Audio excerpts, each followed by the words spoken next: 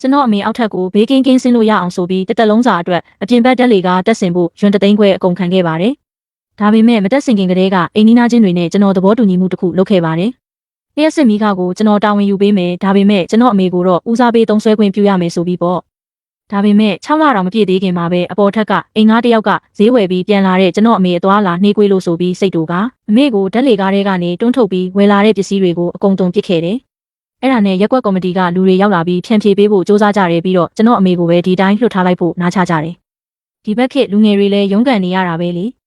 နောက်တစ်ခေါက်လာမဲ့ဓာတ်လေကားကိုစီးရင်ကောဘာထူးသွားမှာမလို့လဲငါပြောတာကိုပဲနားထောင်စမ်းပါကလေးနဲ့ရန်ဖြစ်မနေပါနဲ့ကျွန်တော်အဲ့ဒီနေရာကိုရောက်သွားတဲ့အချိန်မှာအပေါ်ထက်ကအိမ်ငါးကအော်ဟစ်ဆဲဆိုနေတော့မယ်။ကျွန်တော်ဘာတခွန်းမှမပြောပဲပြုပြင်ထိန်းသိမ်းရေးကုမ္ပဏီကိုချက်ချင်းဖုန်းဆက်ပြီးဓာတ်လေကားထိန်းချုပ်မှုစနစ်ကိုစကားဝက်နဲ့ပိတ်ခိုင်းလိုက်တယ်။အခုကစပြီးအိမ်အောင်စုတိုင်းဟာကပ်ပြားရှိမှအသုံးလို့ရတော့မှာဖြစ်ပြီးကပ်ဖိုးကိုလည်းတီးတန့်စီပေးဆောင်ရတော့မယ်။ငွေပေးဆောင်ရမယ့်အကြောင်းကြားစာထွက်လာတဲ့နေ့မှာတော့ဒရိုက်လုံးပိုးပွက်ညံသွားတော့တာပဲနည်းနည်းလောက်မြန်လုပ်ပေးလို့မရဘူးလား။ငါတကယ်ကိုပင်ပန်းနေပြီးငါနေ့တိုင်းတကောင်ရန်အထိအချိန်ပိုစင်းနေရတာအခုမနက်ခင်းဓာတ်လေကားစီးဖို့စ조사နေတာကိုနင်ကငါ့ကိုအချိန်လာဆွဲနေတာလား။ငါအချိန်တွေကိုဖြုံးပြီးပြစ်ဖို့နင့်ကိုဘသူကအခွင့်အရေးပေးထားလို့လဲ။ငါအလုံးနောက်ကြတော့မယ်ဆိုတာနင်မသိဘူးလား။အန်ဒီကြီးရဲ့ကိစ္စတွေကိုပိုပြီးခက်ခဲအောင်မလုပ်ပါနဲ့တော့ဒါလုပ်သွားချိန်လေ။လူငယ်တွေလည်းရုန်းကန်နေရတာပဲဥစ္စာနောက်တစ်ခေါက်လာမယ့်ဓာတ်လေကားကိုပဲစီးလိုက်လို့မရဘူးလားငါမေကပဲသူ့ကိုအလျှော့ပေးရမယ်လို့ဘသူကပြောလဲအချိန်ကိုလည်းကြည့်အောင်မနက်၈နာရီနဲ့မိနစ်40ရှိနေပြီသူ9နာရီကနေ9နာရီအထိလုပ်ရတဲ့အလုပ်မျိုးလုပ်နေတာဆိုရင်တော့အိမ်ကနေထွက်ဖို့ဒါသိမ့်မစောတော့ဘူးသူအိပ်ရာထနောက်ကြတာလေဘာဖြစ်လို့ငါမေကိုလာပြီးအပြစ်တင်နေရတာလဲစိတ်လျှော့ပါဦးလူငယ်တွေလည်းတကယ်ကိုရုန်းကန်နေရရှာတာပါအော်အလုပ်စ조사ပြီးရုန်းကန်နေရတဲ့ဘဝဆိုရင်တခြားလူတွေကိုဒီတိုင်းလျှောက်တုံးလို့ရတာလားတခြားလူတွေကိုရိုင်းဆိုင်ဆဲဆိုလို့ရတာလားငါအမေကလမ်းလျှောက်ရတာအဆင်မပြေဘူးဆိုတာနင်တို့မမြင်ဘူးလားတယောက်ယောက်ကသူ့ကိုဓာတ်လေကားထဲကနေတွန်းထုတ်လိုက်တာလေအဲ့ဒီလိုလုပ်တဲ့သူကိုမတားဆီးဘဲနဲ့ငါအမေကိုပဲအောင်ရဲသေးခံဖို့လာပြောနေတာလား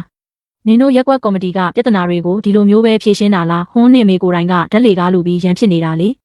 ငါကအပြင်ကိုထွက်တော့မလို့ပဲရှိသေးတယ်သူကခလုတ်ကိုစွတ်အတင်းဖိထားတာကိုအခုတော့ငါလုံးနောက်ကြတော့မယ်ဒါကငါအပြစ်ဖြစ်သွားတာလားဒါကခံရသူကိုပဲပြန်ပြီးအပြစ်တင်နေတာလားဘာလဲသူတက်လေကားထဲဝင်တော့မယ်ဆိုတာငါမသိလို့ပါငါလည်းသူ့ကိုတောင်းပန်ပြီးပြီပဲလေတောင်းပန်လိုက်ရင်အားလုံးအဆင်ပြေသွားရောလို့နင်ထင်နေတာလားဒီအသုံးမကျတဲ့တက်လေကားကဘလောက်တောင်နှီးလဲဆိုတာနင်သိလား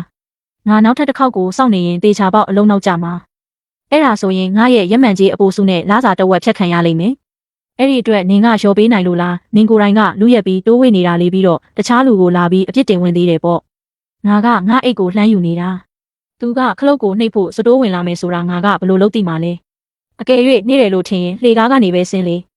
ဘသူမှနင့်ကိုဓာတ်လေကားစီးဖို့အတင်းမတိုက်တွန်းထားဘူးဟာတာပဲနင်ကနင့်ကိုနင်ဘာကောင်းထင်နေလို့လဲနင်ပိတ်ချင်တိုင်းပိတ်လို့ရမယ်ထင်နေတာလားနင်ယူသွားပြီထင်တယ်ရှောက်ပြီးရှာရှည်မနေနဲ့မစ္စတာလူတော်လောက်ပြီးဒီမှာပြဿနာရှာမနေပဲနင့်အမေကိုအိမ်ပြန်ခေါ်သွားတော့ဟုတ်တယ်နင့်အမေကိုအိမ်ပြန်ခေါ်သွားလိုက်နင်တကယ်ပဲဓာတ်လေကားကိုပိတ်နိုင်မယ်ထင်နေတာလားသူကတော့အရှက်ရသွားလို့ရှောက်ပြီးစကားတွေထွင်ပြောနေတာဖြစ်မယ်တော်ဆန်းသူ့အပေါ်မှာအချိန်တွေလာမဖြုံးနဲ့တော့တို့တွေအားလုံးမှာလှုပ်เสียလှုပ်တွေရှိသေးတယ်နင်တက်လေကားကိုပိတ်ပစ်မယ်လို့ပြောတယ်မလားကဲအခုချက်ချင်းလှုပ်ပြလိုက်လေအကယ်၍မလုံနိုင်ရင်တော့အိမ်ပြန်ပြီးအရှက်ခွဲမနေနဲ့တော့လာနောက်နေတာလားဒါကကပ်ဖိုးနှစ်ရွံလေနင်အကောင့်ထဲမှာပဲအကျွေးမှတ်ထားလိုက်နောက်မှစရင်ရှင်းမယ်ဟယ်လိုမစ္စတာဝမ်ဟုတ်ကဲ့မစ္စတာဝမ်ကျွန်တော်လာနေပါပြီကိစ္စတစ်ခုရှိနေလို့ပါနင်ပါလုပ်နေတာလေနင်ကိုနောက်ဆုံးအကြိမ်သတိပေးလိုက်မယ်ငါအမေကိုတောင်းပန်လိုက်ဒီကဘာကြီးကနင်းနဲ့အမေကိုပဲဗဟုပြုပြီးလဲပတ်နေတယ်လို့ထင်နေတာလားငါဒီနေ့အလုပ်သွားဖို့အလင်းလိုနေတာဒါကြောင့်နင့်အပေါ်မှာအချိန်ပုတ်မခံနိုင်ဘူးလာပြီးကန်ဆန်းမနေနဲ့နင်ငါကိုဆက်ပြီးလာနောက်ရှက်နေရင်ငါအလုပ်ဆင်းတဲ့အထိသာစောင့်နေလိုက်ဘာဖြစ်မလဲဆိုတာနင်တွေးရလိမ့်မယ်လုပ်ပြစမ်းပါဒီကလေးကတော့အုံနောက်ထဲမှာတခုခုချွတ်ယွင်းနေတာထင်တယ်ဒါကဖိတ်ဆင်သွားတဲ့ဟင်းသီးဟင်းရွက်တွေပဲဥစ္စာအဲ့ဒါအတွက်နဲ့စိတ်တူမနေပါနဲ့တော့ကိုစိတ်မစင်းရဲခံပါနဲ့အမေကယ်၍သူတို့ကဒီနေ့အမေကိုအနိုင်ကျင့်တာကိုဒီအတိုင်းလွှတ်ထားရင်မနှက်ဖြန်ကြရင်ပိုပြီးဆိုးလာလိမ့်မယ်သူတို့ကိုဒီအတိုင်းအလို့မပေးနိုင်ဘူးဓာတ်လေကတက်စင်တုံးကစာရွက်စာတမ်းတွေစာချုပ်တွေလွှဲပြောင်းမှုမှတ်တမ်းတွေနဲ့ပိုင်ဆိုင်မှုသက်သေတွေအကုန်လုံးကိုကျွန်တော်ရှာရမယ်အကုန်လုံးလိုအပ်တဲ့အဲ့ဒီနေ့ကအရာအလုံးကိုမှတ်တမ်းတင်ထားဖို့ကျွန်တော်တေချာလုပ်ခဲ့ပါတယ်အဲ့လိုကျွန်တော်ဝင်လာတဲ့အချိန်ကစလို့လက်မှတ်ထိုးတဲ့အချိန်ထိအားလုံးကိုဗီဒီယိုရိုက်ထားခဲ့တာအကယ်၍သူတို့ကကစားကျင်နေဆိုရင်လည်းကစားကြတာပေါ့လာပေးလို့ကျေးဇူးတင်ပါတယ်မစ္စတာဝမ်ဒီနေ့ကျွန်တော်အမေကဓာတ်လေကားထဲမှာမြေပြင်ပေါ်ကိုတွန်းထုတ်ခံခဲ့ရလို့ပါဒါကြောင့်ဓာတ်လေကားကိုကပြားစနစ်ပြောင်းလဲတက်ဆင်ပေးစီချင်ပါတယ်လူရုပ်မာလေးငါအခုချက်ချင်းတက်ဆင်ပေးမယ်ဒီလိုလုပ်ပြီးရင်တော့သူဒီလောက်အထိမာနာကြီးနိုင်အောင်မလားကြည့်ရအောင် ဒါကတော့တခြားကတ်တွေကိုခွင့်ပြုချက်ပေးလို့ရတဲ့ Master ကတ်ပါကျေးဇူးအများကြီးတင်ပါတယ် Mr. 1တခုခုလိုအပ်ရင်အချိန်မရွေးဖုန်းဆက်လိုက်ပါဦး